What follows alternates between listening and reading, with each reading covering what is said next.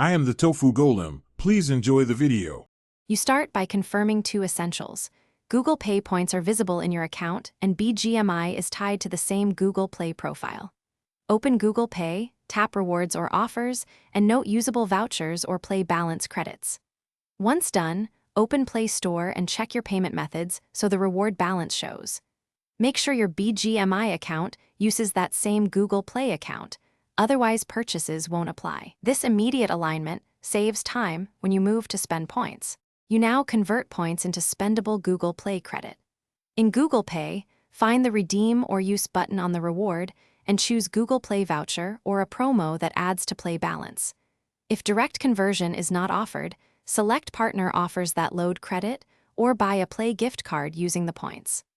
Once redeemed, check Play Store balance and match it against the UC or in-game item price in Bgmi. This ensures you have the exact funds before purchasing.